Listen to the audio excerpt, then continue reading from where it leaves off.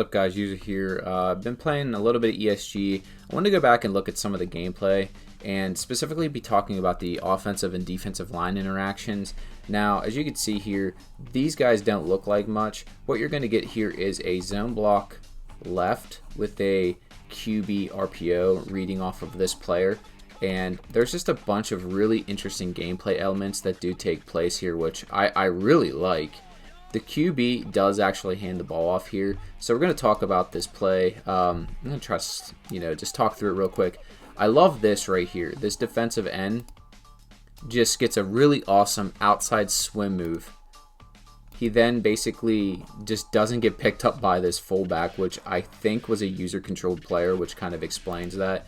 And you get this really nice just stand-up tackle animation there. The other players here seem to basically go down the line of scrimmage. I thought they were going to leave this guy unblocked, which is why I'm assuming the QB then handed the ball off. As you can see, these players are all user controlled back here, and they're all not reading. They're bailing on the play.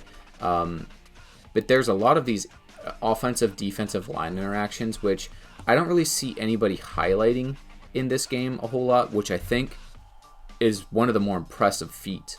So another zone block, you're going to get these three offensive lineman players all kicking in the same direction. I really like the way that this looks off the snap, and then basically they start initiating. From the RPO here, you're going to have this player unblocked. So this is basically the read player here. He does a good job of keeping contained, and that essentially sets up the run here to the outside. Nothing crazy animation-wise happens here, but I love the options of run blocking assignments that you can basically go through in this game. The zone block one is one of my favorites so far. Basically the same play. You're going to get zone block right here.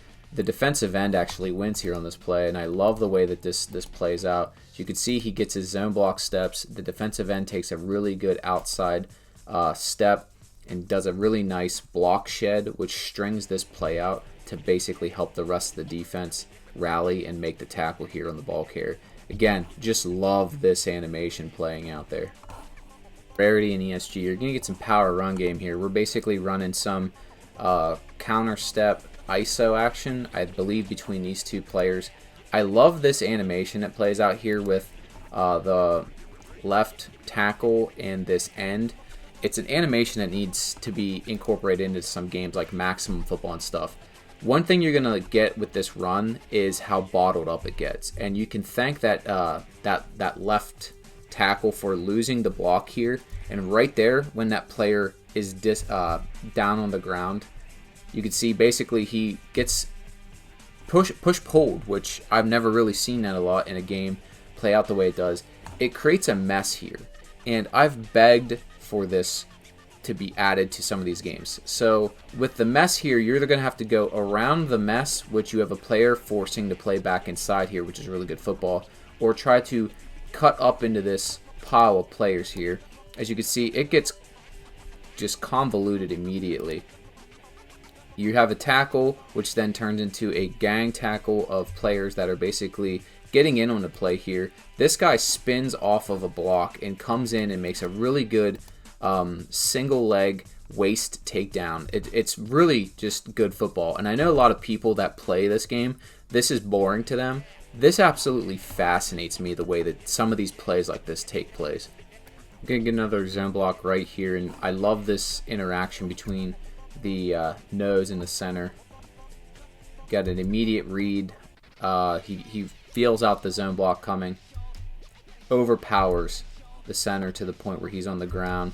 Is able to come in here, step up, and make a really good tackle, falling down. This is like great individual effort. I feel like this is a type of play Maximum Football is currently missing, these type of interactions. It makes the run game much more dynamic. So if you're just brain dead and you're just running, you need to be able to cut this play back up here when you see an elite defensive tackle like this get penetration, defeat a block at the point of attack, and be able to make the play. There's a couple things I do love about this game, especially in the power run game. So what I'm about to show you here is an example of a full house backfield. You're getting just straight up run blocking, double ISO. The running back hits one of the interior linemen, and based off of his momentum, he's able to like drag that guy for a few yards upfield. Blocking wasn't super duper crazy, but it's just kind of showing you that speed, momentum, those things do matter in this game, which is really awesome to see. This little clip, I don't know if this is by design or how this takes place, but you're going to get the center get blown up here, and he actually trips up the quarterback. Again, I don't know if that's on like just a coincidence or what that is, but this is those details in this game that I really love finding.